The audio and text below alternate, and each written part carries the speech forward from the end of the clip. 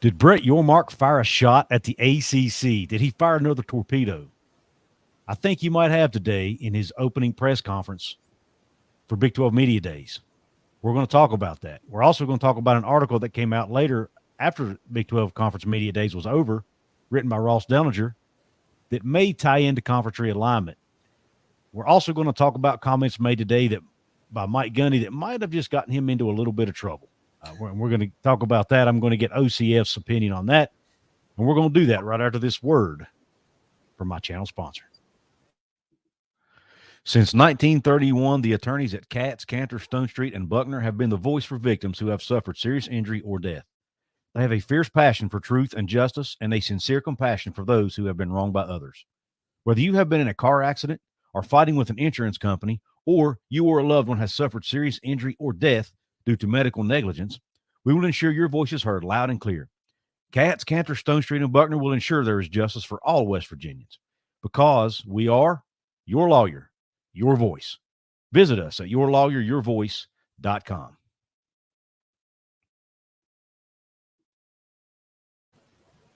What is going on out there? Thank you all for tuning in to a live edition of Couz's Corner. Come on in, make yourself comfortable, bail yourself up to the bar, and let myself and my colleague for the night, Mr. OCF, let us pour you out a double shot of top shelf college football content. What is up, OCF? How's it going, brother? So you got some news about Mike Gundy. The Oklahoma contingent will eat this up. They will. I'm sure a lot of them already know about it. Before we get into the meat and potatoes of the show, let everybody know where they can find you and your work. I'm over at Outlaw of College Football on YouTube. You can also find me on Twitter, a.k.a. X, whatever they're going to call it this year. I'm not sure what their name's going to be next year, but you can find me over there at OCF Productions. Yeah, and I'm going to throw I was going to throw a banner up on the screen for you, but there we go. OCF Productions I kind of have it covered up by the logo of my sponsor there in the corner, but it's at OCF Productions. Why is it not showing up? Yeah, my channel's actually there it is. My channel's actually spelled out Outlaw of College Football. It's not the CFB that y'all see on here, so you have to spell out college football. Yeah, if you put Outlaw of and start typing it, it'll come up, I would imagine. But yeah, I didn't have enough room to spell out college football in there, so that's right. I just had to shorten it. But anyway, you find him Outlaw College Football on YouTube and at OCF Productions on X, and you can find him. You promote Facebook as well? Not really. I've sort of gotten away from that. Gotcha. Before we get started, I'm going to give a shout out to some channel members, people that are members of either my channel or of OCF's channel. We've got Fred Bagley in the house tonight. He says, "Are we ready to cue the music?" We have Heinz 57A in the house. The roof is on fire. What's up, Heinz 57A? We have Neckbeard Sports in the house, another good YouTube channel. Go check it out, Mr. Jonathan Lewis. Beer the Beard, my goal is to get Manscaped as a sponsor. I love it. See who else we got in the house. Saw Fred. Storm 4601 in the house says, "I believe there is tremendous friction between Gundy's brain and mouth." Jeremy Croy, one of my channel members, he says, "Hey, friend, I'm in my hotel room in KC looking at the Sprint Center, Big 12 men's basketball tournament arena." What's up, Jeremy Croy? Thank you for being a channel member, and thank you for the comment. Yeah, that Sprint Center. I'm hoping to get to that one of these days to see a good Big 12 tournament. Hopefully this year I can get there. All right, let's dive in to the show real quick. First off, we're going to touch on the Mike Gundy topic. Then we'll get to the conference realignment because I think that'll probably take up most of the show and the comments made by Yormark today. Going to do a screen share here for everybody.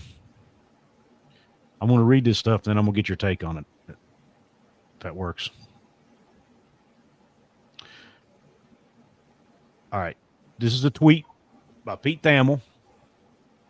A quote that Mike Gundy had today at Big 12 Media Day. It says, "Mike Gundy, an All-American." First off, let me give you the backstory. Ollie Gordon. We all know Ollie Gordon's a Heisman candidate, arguably the best running back in college football. Plays at Oklahoma State. Got arrested for an alleged DUI about, a few days ago, sometime last week. Mike Gundy not only did not suspend him, he let him attend Big 12 Media Days today, which I actually have no issue with, which we'll get to in a minute. But when they asked Mike Gundy about it, he says, I'm going to do what we think is best for Oklahoma State football. And I think it's best for Ollie to play. If there's any punishment, it's making him carry the ball 50 times in the first game.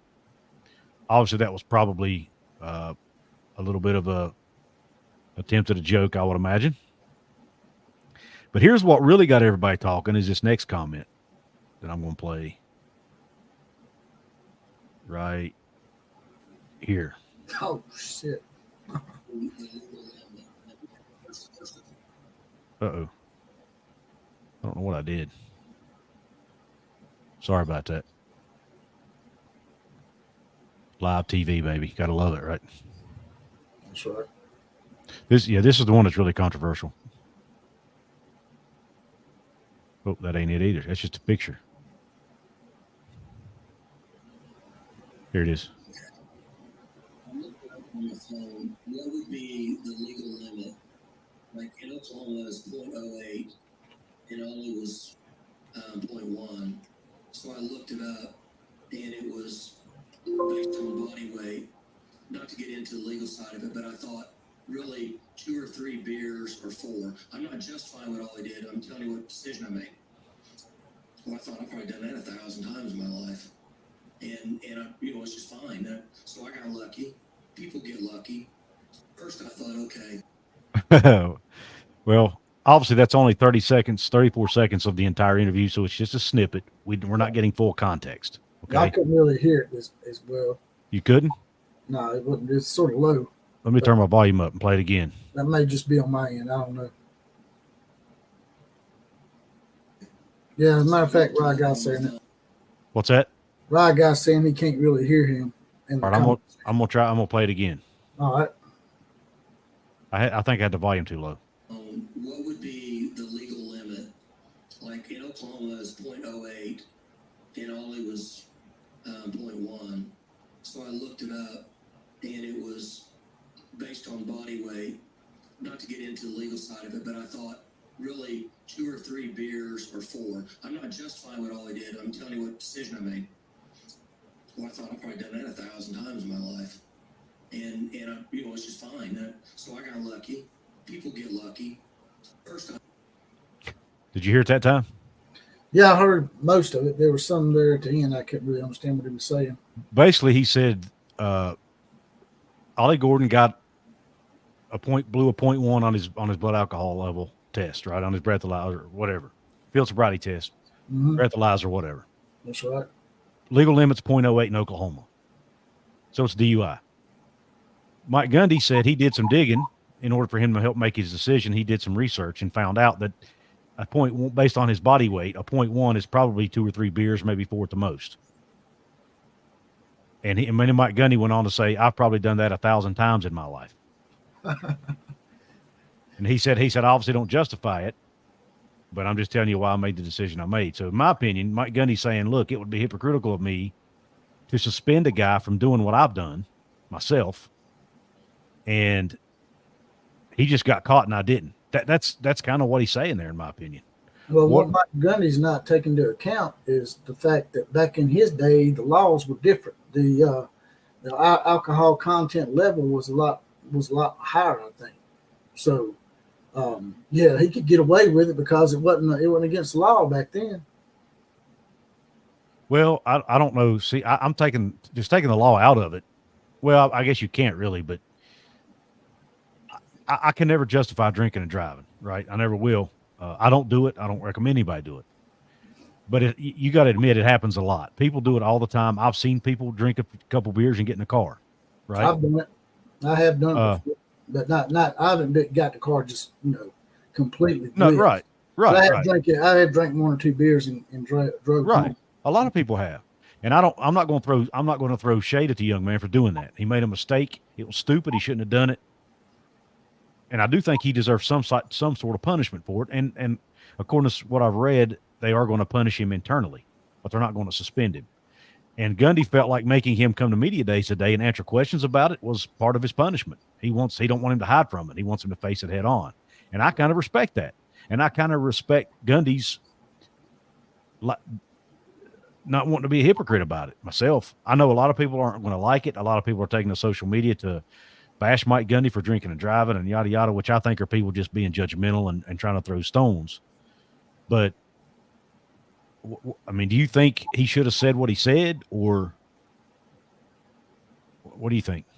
I mean, he could have probably said it in a better way, but I mean, Mike Gundy's Mike Gundy, man. He just comes out and says stuff sometimes. He don't really have a filter, but sometimes, he does come across as hypocritical. In this case, he's trying not to be hypocritical is what he's saying.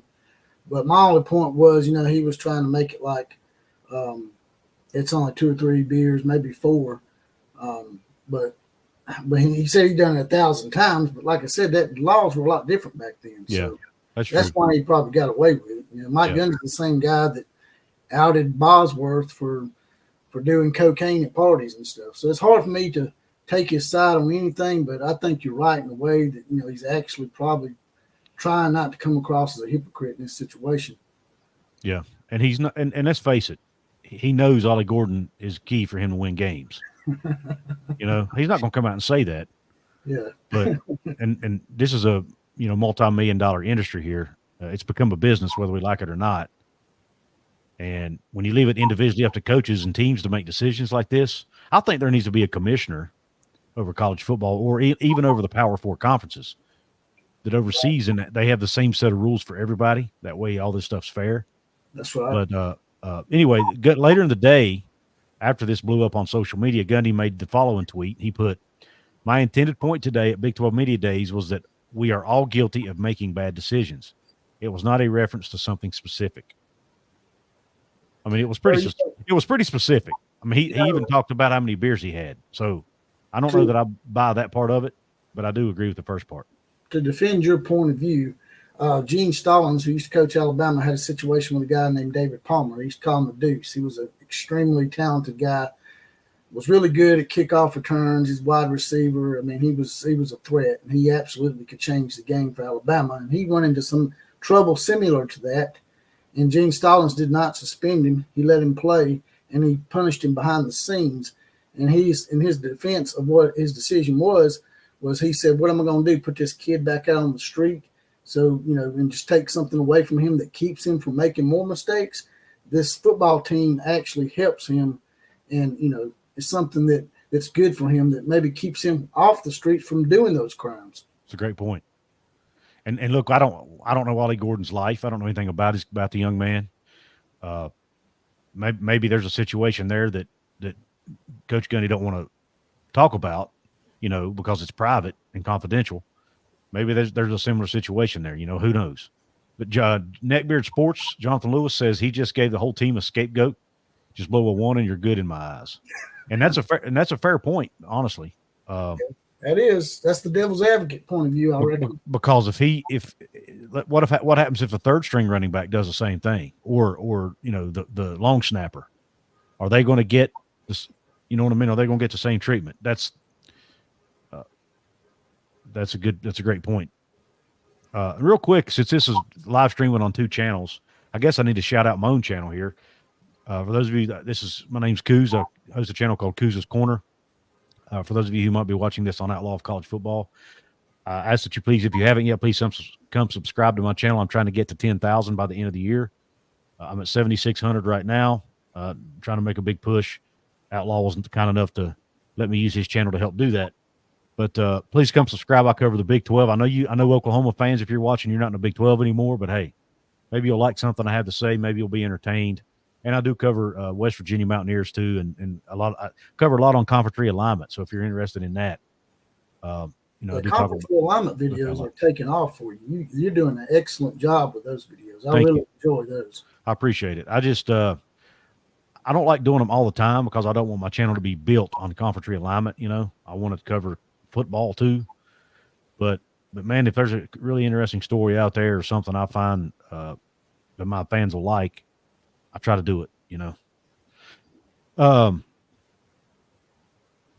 Anything else you want to say on the Mike Gundy piece before we shift gears to Big 12 Media Days and then also conference realignment, which is kind of part of that conversation? There's a comment that I saw in here about Robert Walger. It says, "Why in God's name would you put Gordon in front of the national media? He said Gundy is a dumbass." What's your response to that? I mean, you probably already get it. Yeah, I wanted to find that comment so I could. Who was it by? Robert Welger. Okay, I don't know if I'm pronouncing it right. Okay. Yeah, I can't find it. But anyway. It's up underneath Fred Bagley and between him and Rye Guy 1218. Oh, there it is. Yeah. Okay, there it is. Yeah, a lot of people have that sentiment, Robert. I personally kind of agree with Gundy's take here. Make him face the music. Make him talk about it. You know what I mean? He can't hide from it now because he's going to have the media asking him about it all day long, when I'm sure he did.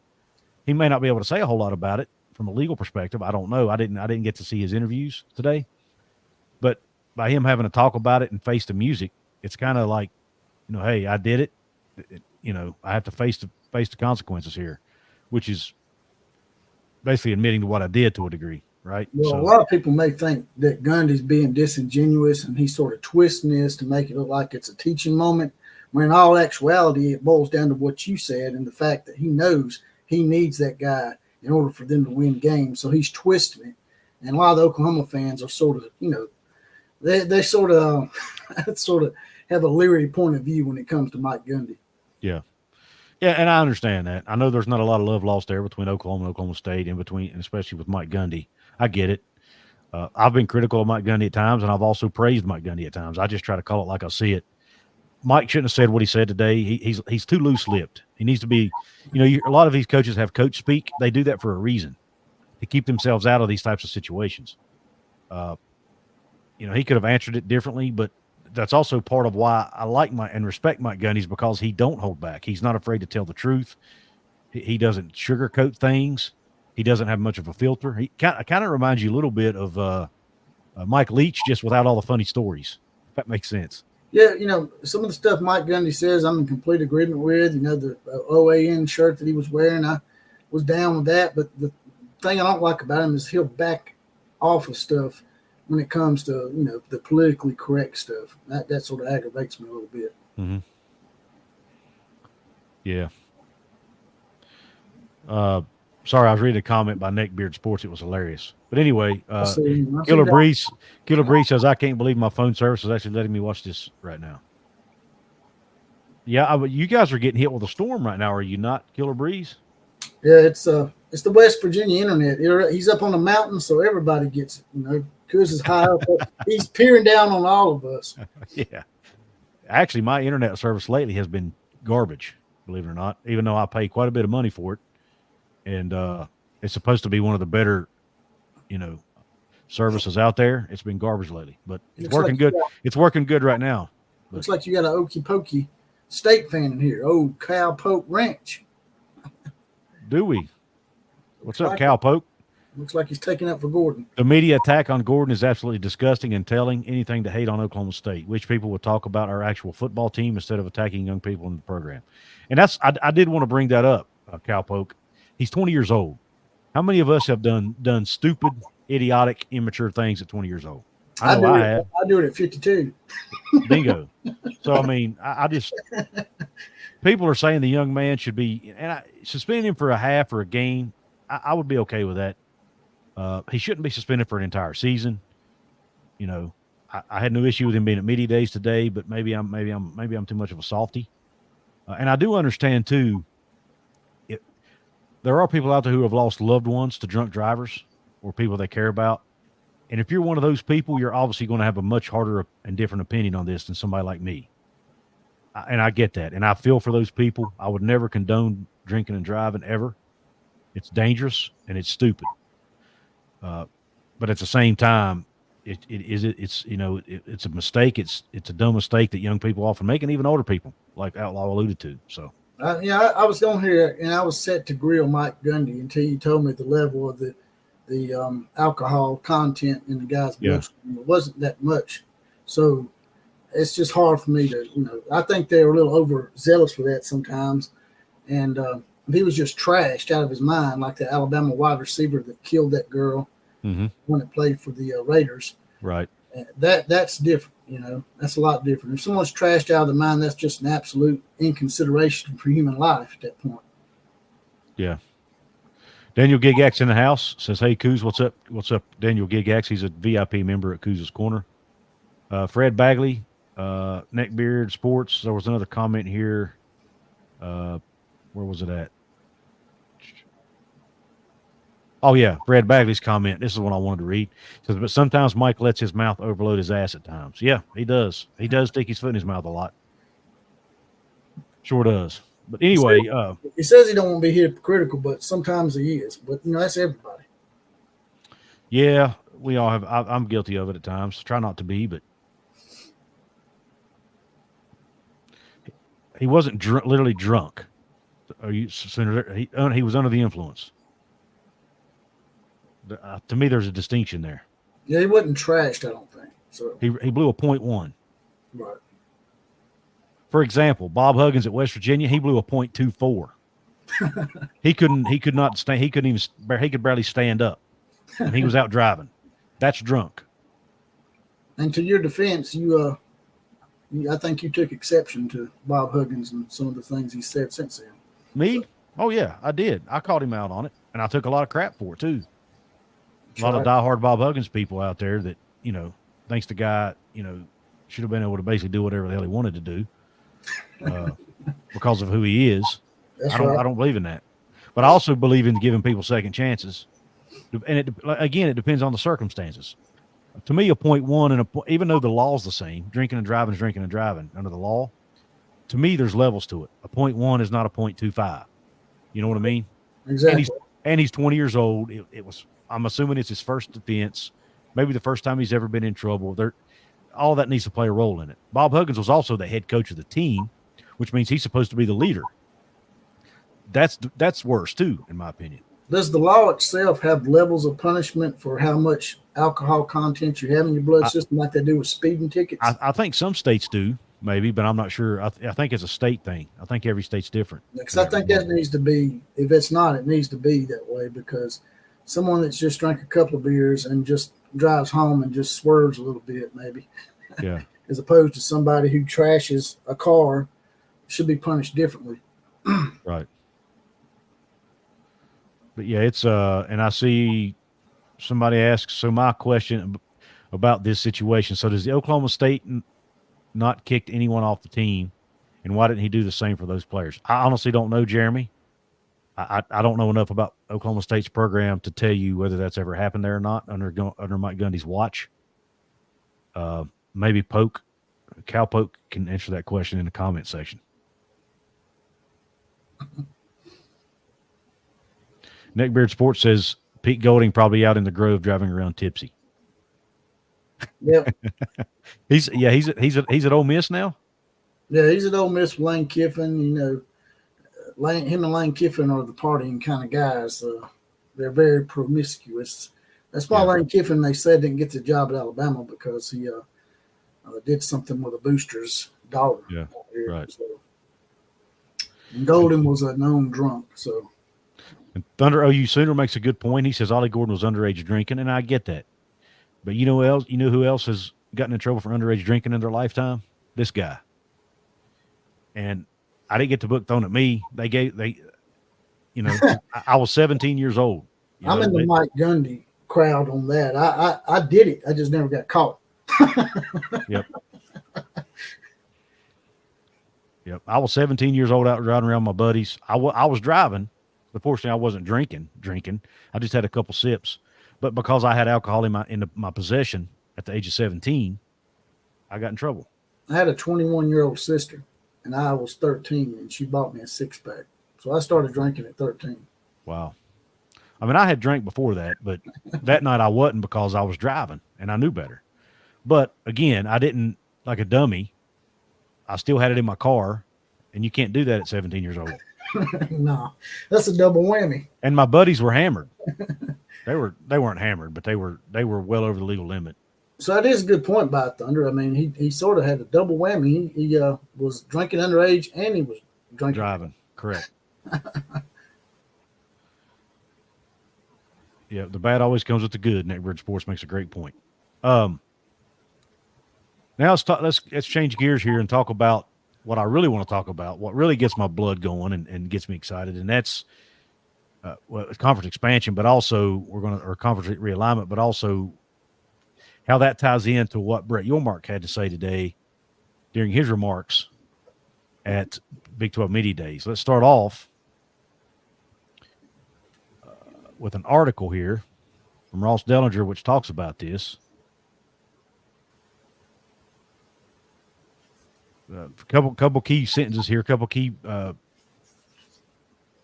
statements that Brett Yormark said. He says, "This is not time to press pause." And some other, let me find some other comments he made here. Well, I'll just open the article and we can read it. I'm not going to read the whole thing. It says just kind of talk about some of the things he said, because that's what I want to focus on. He said, "We've solidified ourselves as one of the top 3 conferences in America." Power 3. Okay. So basically, was that a shot at the ACC right there? It is. Right. He said, "We're one of the top 3 in America." And a matter of fact, he said it twice, because in a follow-up question later, he said it again. He described the Big 12 as the deepest football league in the country and said the conference is more relevant now than ever before. Now, I know, Outlaw, I know you're an SEC guy. You're an Alabama fan. I know a lot of Oklahoma fans are now SEC people in here. They might take exception to that deepest comment, but what he meant by it, he elaborated on it later. They have the most parity, and I think it's hard to argue that. From top to bottom in the Big 12, Right. almost the teams are pretty equal. At least about 10 or 12 of them are anyway. So there's a whole lot of parity in that conference, and that's what he was talking about. Right. And then he says, "Here, this is a quote I didn't think much about until I read the rest of this article." And it says, "I will not stop until we are the number 1 conference in America," he added later. That just goes to him doing his job. He's trying to make the Big 12 as good as possible. He's being aggressive, which is what they hired him for. That's right. Don't be a rollover. Fight back. Talks about his words being strikingly similar to those he delivered a year ago before he took the 4 corner schools. He again talked about being open for business. Let me see, go down here.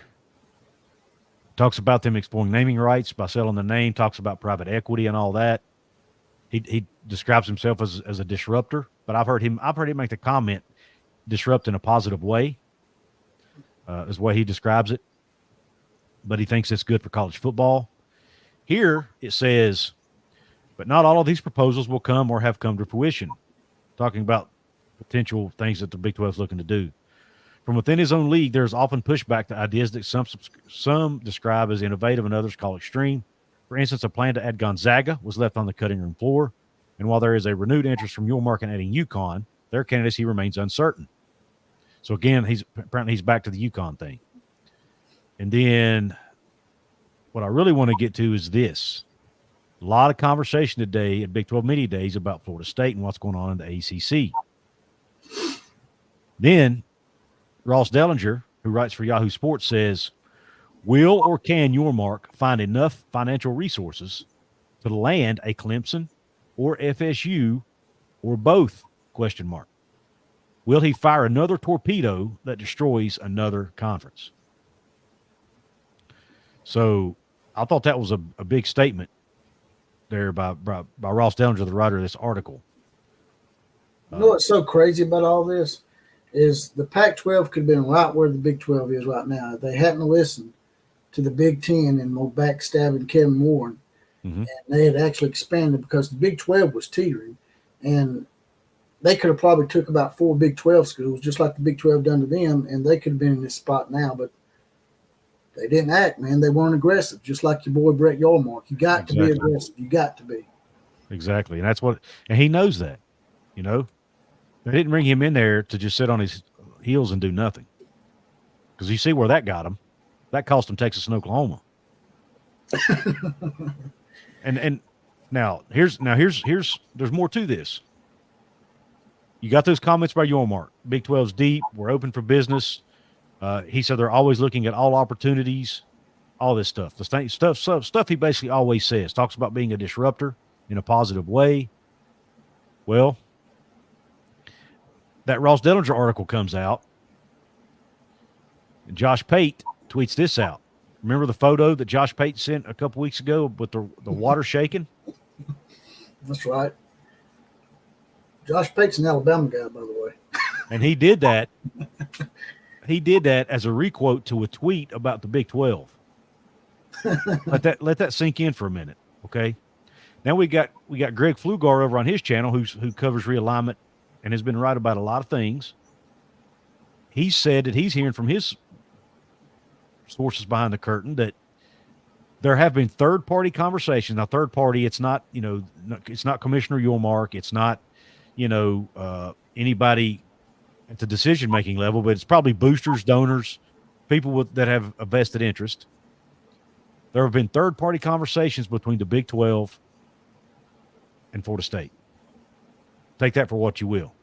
A lot of people say, well, the Big 12 wouldn't really be a big bump up in money for them coming from the ACC, but what they don't realize is they get Florida State and Clemson. Whoever owns the rights to their TV rights is probably going to give them much more money. Once you get Florida State and Clemson in the mix, it makes the product more valuable and makes it worth more money at that point. So they could play off both. They could play off each other. Right. Yeah. So it might be a lateral move right now, but once they join, it would probably up the ante. Yeah. Yeah. Well, and that's, the talk about private equity money. What if Big 12 does happen to go out and get private equity money, what do they do with it? I've done a video on it. I think you've done videos on it. Can they use that money to buy Florida State into the conference, so to speak, right? Exactly.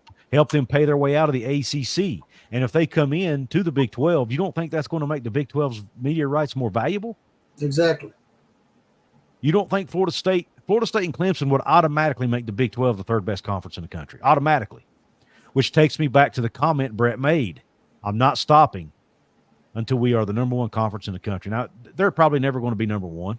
I'll cede that. But he's got to try to make them number one. That's his job. Well, he can put them in a position where they're not going to get become extinct like, the Pac-12 and the ACC are. Right.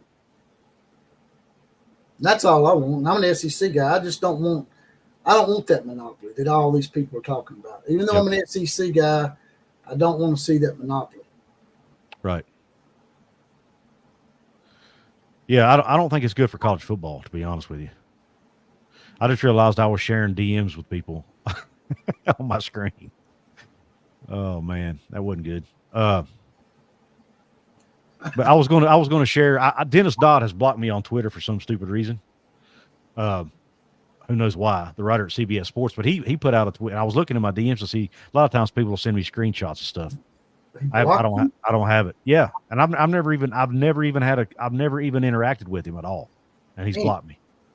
But anyway, he put a tweet out with one of Brett Yormark's comments, and then he put Gonzaga, Florida State underneath it. So, and again, Dennis Dodd was one of those reporters that was all over the, he was all over the four corner schools to the Big 12 story. He took a lot of crap for it too from the people in the West. But he was right the whole time. We could all see. We all could see it sort of coming anyway. It ain't something like Dennis Dodd just come out of the blue and he discovered it. After USC and UCLA left, did you not think that there was probably going to be more movement? I did. Yeah, I did, but I didn't. I did, but I was taking the information that, was being reported by Dennis Dodd and Ross Dellinger and all these other people. I knew they wouldn't be making it up. Yeah. They're legit. Those bleeding hearts out there on the West Coast, like Tony Altimore, you probably think it's never going to happen. Boy, he looks like an idiot, don't he? Pretty much. See, Daniel Gigak says FSU and Clemson aren't spending money on billable hours just to go to the Big 12. And I agreed with that up until a few days ago. Because I'm thinking to myself, it makes no sense for them to make a lateral move, go to a conference where they make the same, if not a little less, and have to do more travel. But then when the article came out about private equity and all the, the $1 billion that the Big 12 could get from that potentially, or $800 million or whatever the number was, I'm thinking, what better way to use it? And now we're hearing that the Big 10 and SEC may not be interested in Florida State and Clemson, because their eyes are focused on North Carolina and Notre Dame and others potentially. Well, like I said earlier, it might be a lateral move now, but once they join the Big 12, it makes both them and the Big 12 more valuable. So it's no longer a lateral move. Bingo. It's a long-term play. You got to look past just right now. The new Big 12 will have a new media deal coming up in 2030 that they go to market with.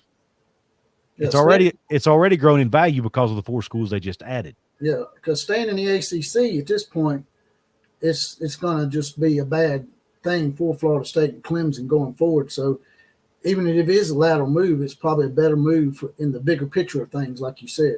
Yeah. And let's say, what if they bring Miami and North Carolina State with them, or Miami and Virginia Tech, or just name 2 schools. You said he wanted to be the premier basketball conference. Go after Duke. Yeah, that's a possibility.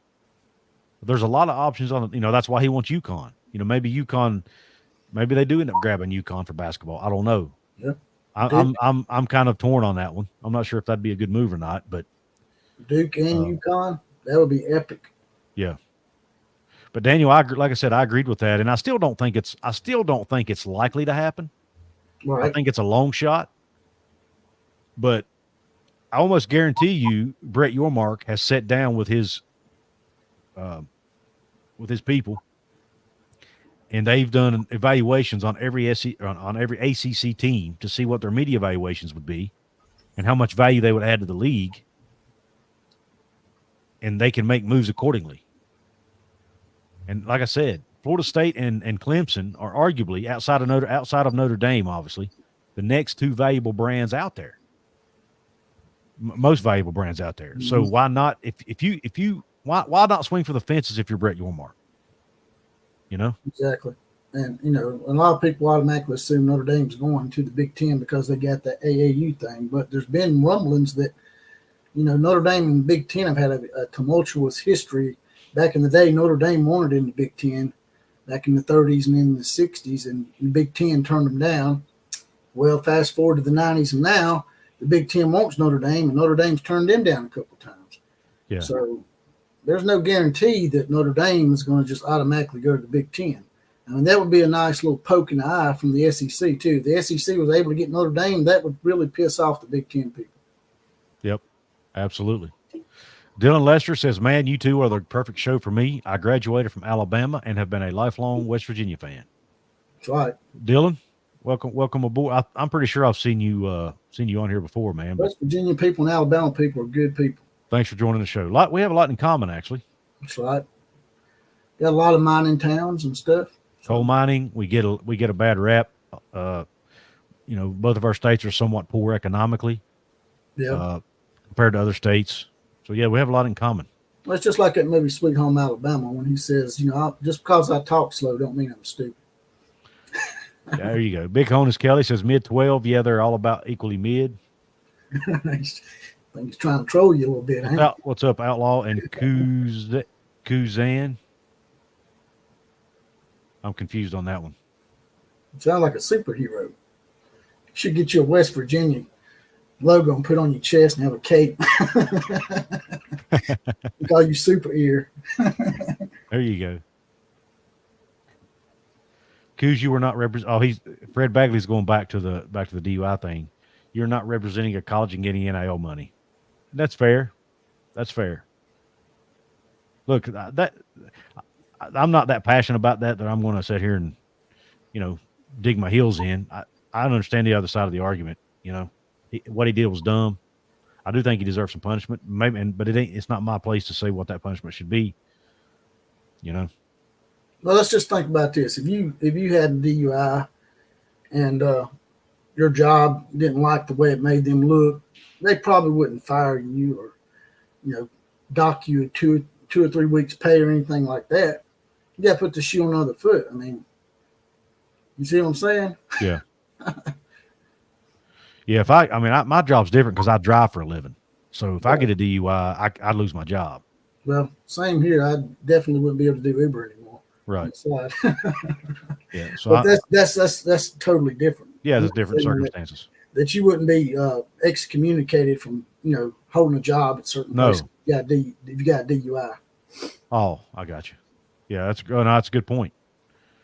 Jeremy Croy says, wouldn't the Big 12 be more likely to survive than the ACC? I think today they are. Absolutely.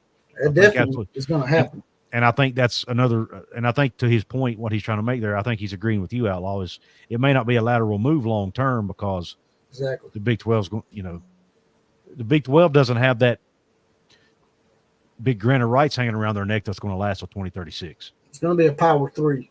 Yeah. But I will say this about the grant of rights. In that article that Ross Dellinger wrote, he talked about apparently as part of the discussions about private equity, if the Big 12 gets a private equity firm involved, they're going to have to extend their grant of rights for a longer period of time. And I think that's kind of a sticking point to some of the schools. Maybe the Big 12 should consider doing something sort of like, the WWE done and maybe look into maybe getting some of the Arabic money out there. Yeah, I don't know about that now. They already own a golf tour, don't they? Yeah. They now own the PGA because they merged pretty much. They got their hands in the WWE too, which is a big entity. Yep. So, and AEW too. We got Sergeant Pickles in the house. He says, evening all. How we doing? Doing great, Sergeant Pickles. Sergeant Pickles is a contributor over at College Football Mafia Network. He has his own show along with Becky Go Husky on Monday nights called Big Ten West Mafia Show. Go check it out. I think it's 8 p.m. Eastern time. Thank you, Sergeant Pickles, for hopping in. That's one of the best names of all time. I love that name. I haven't seen him in a while, but I love that name, Sergeant Pickles. Yeah. Sorry we took your coach, by the way. Real Will Do It God chimes in and says, man, Couz on Twitter. I love it. Rest in peace, Golden Blue Dude. Yeah, absolutely. Rest in peace to Chris Petrie, a.k.a. Golden Blue Dude. And for those of you who are watching on Twitter, I forget to shout you all out sometimes, but thank you for tuning in. And if you want to catch out past episodes of the show, go to my YouTube channel, Couz's Corner, and check out past episodes. And also check out Outlaw's content at Outlaw of College Football on YouTube.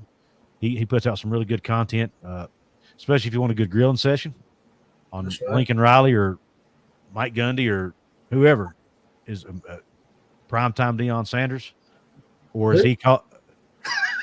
Or what is it you call him? Con time. That's right. Con time, Deion Sanders. There you go. If you want to come on over and grill your most hated rival, I'm your man. But I will say this.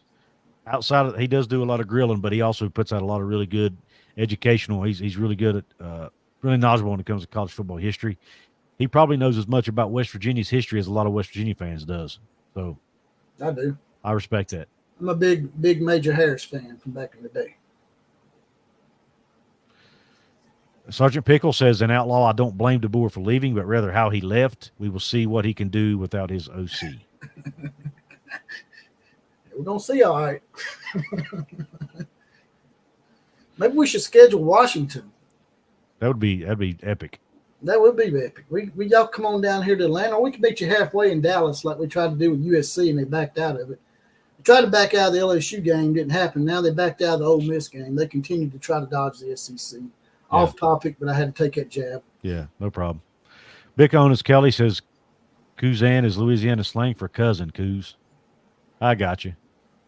I thought maybe that was something had to do with that, but I wasn't sure. We can't be in here talking Cajun, man, because we can't translate. That Cajun might be as bad, if not worse, as Appalachian. I don't know.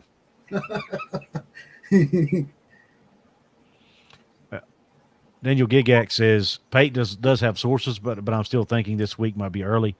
Yeah, a lot of people are saying this week. I don't know that it'll be this week, but I did hear today. There's a show called War Chant that covers Florida State. One of their guys, and they're a really big site, and they do have. I think they're pretty well connected. One of their guys has been saying by August 15th they're going to announce they're leaving. So yeah, we'll see. I said that last year too, so we'll see. Yeah, they did. It'll happen when it happens, but it's going to happen. It's just a matter of when. But it makes me think now. Josh Pate put out that tweet of the water shaking from the scene in Jurassic Park where the Tyrannosaurus Rex was coming. Maybe Brett Yormark's a Tyrannosaurus Rex. He is. That's what I envisioned in my head when I saw that today. What they need to do is just get these 3 conferences, make a big ass league out of it, and have one commissioner, like you said. Don't have all these commissioners; just have one. Yep. What's up, Pokes fan? He's become a brand new channel member. Thank you for the joining. Which channel did you join, Pokes fan? Did you join Outlaw of College Football or Couz's Corner? It doesn't matter. We appreciate it either way. I'm sure he joined yours. Just like to know. But nonetheless, whichever one it is, we appreciate it. You can join the Outlaw Posse or become a VIP member at Couz's Corner. Yeah. We'll badge you up. Both channels give badges out, so we'll deputize the hell out of you. That's right. Husky fan, he left the right way, not like Tebow. That's right. Or like the Texas A&M baseball coach. Good night. See, that's why Texas A&M didn't want Texas in the conference, because they emasculate them all the time. They already taking their coaches and they ain't even in the league yet. Yeah. Yeah, there's a lot of rumor out there that Texas A&M might want out of the SEC now that Texas is in it. What do you think about that? That could happen. I mean, people look at me sideways and roll their eyes, but they rolled their eyes about a lot of things, haven't they? And it ended up coming true. So Texas A&M's hatred for Texas is so bad, man. It would not surprise me if they allowed the Big Ten to come in there and scoop them up. That way the Big Ten would have a Texas market. That's right. You got to feel for SMU, right? They're finally getting a Power 5 conference, and the shit's going to dissolve. Poor old SMU.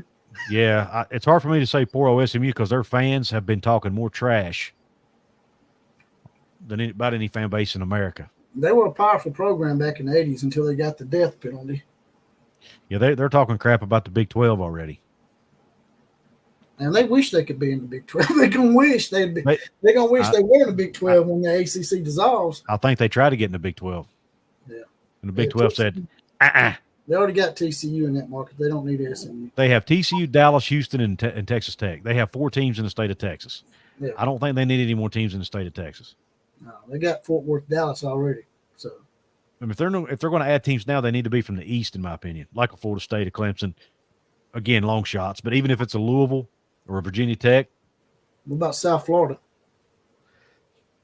Tampa Bay? I'd rather them not add any more group of 5 teams.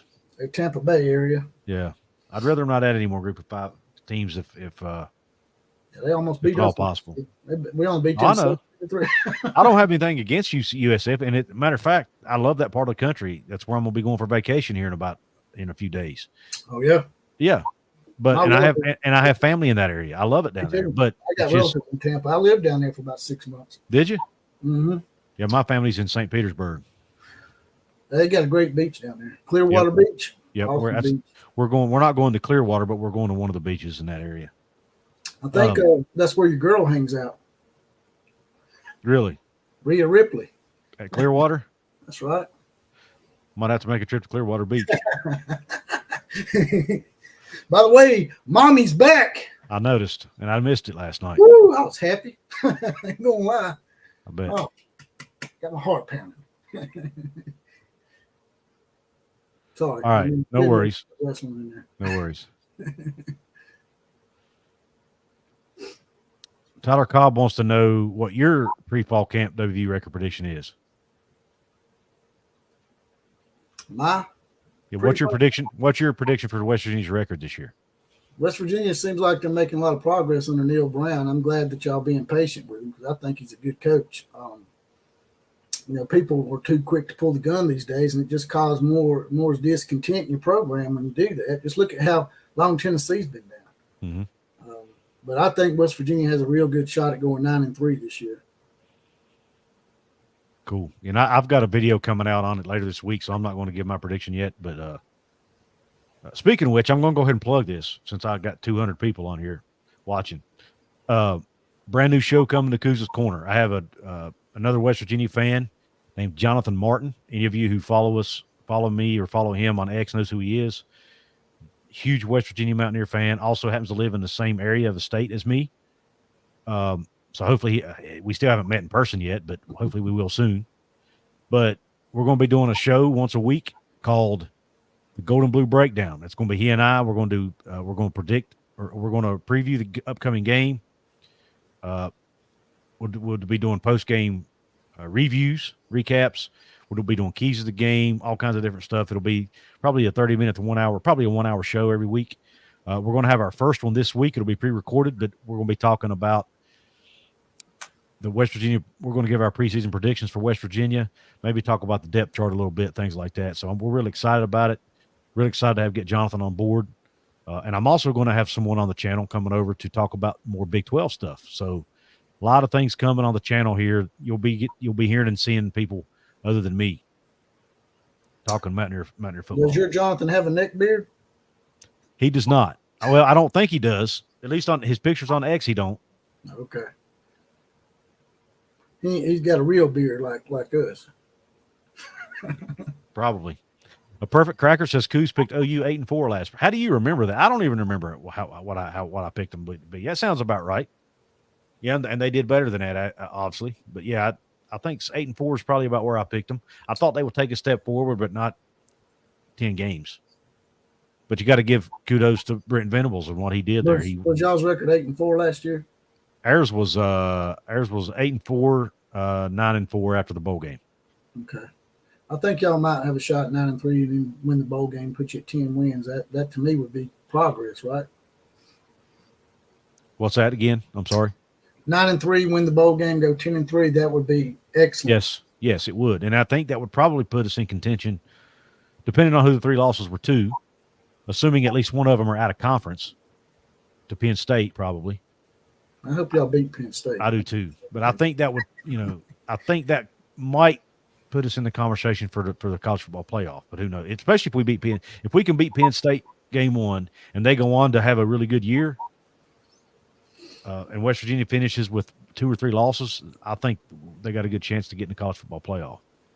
They're going to expand to 14 and 16 teams, and you'll be able to get in for sure then. Yeah. Daniel Gigak says SMU has a smaller football attendance than Marshall. Interesting. I didn't know that. Marshall, actually, in all honesty, Marshall's fans are very passionate. There's not as many of them, obviously, as West Virginia fans, but they're very passionate, and they do show up on game day. Sort of remind me of those North Dakota State fans. It's funny you say that. Somebody mentioned, they didn't mention North Dakota State, but Montana got mentioned. Sergeant Pickle says SMU has lower attendance than my other team, the FCS Montana Grizzlies. I don't know about that. Y'all sure y'all ain't making up lies on poor old SMU? Yeah. Poor old SMU. Yeah, I don't. Yeah, they're fans, man. They all of a sudden got too big for their britches. It's sort of like Missouri fans. Missouri wins 10 games and beat Ohio State without all their players, and now suddenly Missouri's going to be the next blue blood. Yeah, I'm not buying it. But Sergeant Pickles says, I have a deep sadness knowing that last season at 14-1 may be the best I will see in my lifetime. Well, Sergeant Pickles, West Virginia's best finish was an 11-win season. So join the club. 14-1 is about as good as you can get without going 15-0. Alabama's never went 15-0 since they went to 15 games. We haven't been able to go 15-0 yet. So Jeremy Croy says, you guys like this, but also subscribe to both of these guys' channels. It takes just a second and it really helps them. Thank you, Jeremy, for the reminder. There's a thumbs up button. Hit it. If you're watching on a mobile phone, you might have to hit the X real quick. Go down, hit the thumbs up button, and then enlarge your screen again. Yeah, subscribing costs nothing. It's free. Subscriptions are free. If you want to make sure, we're not going to be on here much longer. If you want to make sure I see your comment, because we have over 200 people, make sure you drop a super chat. Go to the bottom where the comment box is, hit the $sign, leave the amount you want to donate, put your comment in, hit send, and it highlights it, and we will be sure to highlight it and read it on the screen or on the air. Big Dan T, who's also a member at Couz's Corner, says, and they hate us, LOL, talking about Marshall. They do hate us. I'd hate you too if y'all up 12-0 against me. Y'all shouldn't look down on poor old Marshall, man. Y'all should try to get them in the Big 12. They're not quite that big yet. Y'all get mad when people look down on y'all. So why would y'all want to look down on Marshall? Pokes fan with his first comment as a VIP member. He says, "It don't matter. Gundy don't care what the hell y'all think." LOL. Great point. And that's the thing about Gundy. He doesn't care what people think. He is himself, and he does it unapologetically. Unless it's Chubba Hubba, then he cares. Oh, I'm wearing an OAN shirt and Chubba Hubba's mad. I'm going to take it off. Yeah, I think he was made to do that by his administration, to be honest. He probably was. Because I watched that apology, and he did not seem like he was wanting to do it. So he wasn't sincere on it. Chris D in the house. He says, "What's up, Couz and Outlaw?" And Bicahonas Kelly says, "The Thundering Turds." I like that. It's hard for me to. My daughter's getting ready to go to school there, so I'm going to have a hard time rooting against Marshall. You know, he stole that from my nickname for Texas. I call them the Long Turds. There you go. I call them the Shorthorns. Chris D says Gundy is a man. He's 40. Actually, he's like 52 now, ain't he, Chris? I think he's 54. I'm a man. I'm 54. He's going to be, I'm a man. I'm 70 before they play Oklahoma again. I think they're going to hold on to that Bedlam trophy. That's right. They're scared of Oklahoma. Fred Bagley, who's a member at Outlaw College Football's channel, he says a lot of money at SMU, more than one would think. They just had a huge $150 million. They raised $150 million already, or something like that, in 1 year at SMU. $150 million. That's insane. In a year. Yeah, you think they could have gotten a better conference than the ACC. Sergeant Pickles, thank you for the $1.99 super chat. He says, "Love the show, guys. Bow down in Q Country Roads." Thank you, Sergeant Pickles. Appreciate the love. Bicahonas Kelly says, "Uterus of Austin Long Tears Turds." Oh, man. This will not be a penalty this year, by the way. This right here will it will be. It will be before long. It ain't. Hey, let me ask you a question. Did you see the post on X that Texas put out on the 4th of July? I did not. It was a picture of the Statue of Liberty doing this. Really? Yes. That's the kind of crap y'all got to put up with now from Texas. They're your problem now. That's right. Good Lord. They think they're going to come in and dominate. Well, already they've been placated to a little bit, to be honest with you, because they got a pretty easy schedule compared to most. And they also got SEC Media Days moved to Dallas. Yep. So, of course, that could be placating Oklahoma, too, because Oklahoma's actually closer to Dallas than Austin is. Is it? Yeah. Yeah. I think so. Well, I mean, I can't say much. The Big 12's placating to the new teams. Woo! By having a big one. That threw me for a loop. I wasn't looking at the screen. I was looking at Twitter. Big 12 catered to the new teams by having their media days in Vegas. And even though I love Vegas and I was hoping to go and I didn't make it, I still didn't like it. I thought they should have not done that. But anyway, it is what it is. We have to read the super chat, and then I'll get to the Texas tweet. But wrong one. He's right, but I'll go ahead and address this. He's right. Guy says, "I guess Texas has to play Georgia, but outside of that, unfortunately, they're going to win." Appalachia, Africa Twin, $50 super chat. Thank you for the generosity. Says, "I'm late to the party tonight, Couz, but here's some light bill money. Mercer County love, brother. Appalachia, Africa Twin. Thank you very much." It's a big fish. Love it, man. Thank you for the support. Apparently a fellow Mercer County native. There's a chance we might even know each other, brother. So we'll see. And I say brother, I'm assuming you said brother. So yeah. I think I'm safe. I can say brother. There's about a 96% chance I'm right on this show because about 96% of my audience is male. So we don't worry about pronouns around here either, by the way. Yeah. So y'all can KMCA on that. There you go. Got another super chat from Big Dan T, who's also a VIP channel member. He says, "I wondered what Outlaw was going to do now that his team is no longer run by West by God Virginian. No more no more national titles. Ha. Yeah, well, you have to do your college football history because Alabama's been winning national titles under every imaginable format put before them ever since 1925. Pokemon Kid Entertainment, $5 super chat says, does WVU still have Alabama on schedule here in a couple years? As of now, they do. I have a feeling that game's going to end up getting dropped when Alabama adds their 9th conference game. It's not going to happen. You don't think they'll add a 9th conference game? I don't think they are. I think they will eventually, but who knows when, though. If we're going to play a tough non-conference game or two, that's just like playing another conference game, right? Like we're playing Wisconsin on the road. Yeah. Real quick, Outlaw. Oh, I'm gonna show everybody this picture of You got another donation? I did? Yeah, Pokemon Kid Entertainment. That's the one I just showed. Okay, my bad. Go ahead. No worries. No worries. I Just thought trying maybe to let me make sure I didn't miss one. No, you're right. You're right. It's my bad. Okay. No worries. I appreciate you looking out for me. Oops. Let me get back to my live chat here. All right. I'm going to show this real quick, and then I'm going to have to jump. I got people going to bed here at my house. All right. This is the picture that Texas put out on 4th of July now. It says, Mood, America, horns up, hook 'em. And it shows the Statue of Liberty doing hook 'em. Of course. You know why, right? Why is that? Austin's a liberal crap hole, and so is New York. So Yeah. there you go. But I mean, but they got absolutely roasted for that on social media. They're trying to say it's sacrilegious or something. Well, it's just unpatriotic, basically. I mean, I guess they're saying that you can be patriotic and be a Longhorn fan. The first comment from Auburn Meme says, we don't disrespect America in the SEC. Delete this or go back to the Big 12. Yeah, I don't know. There you go. Look at that. Horns down from Lady Liberty. Yep.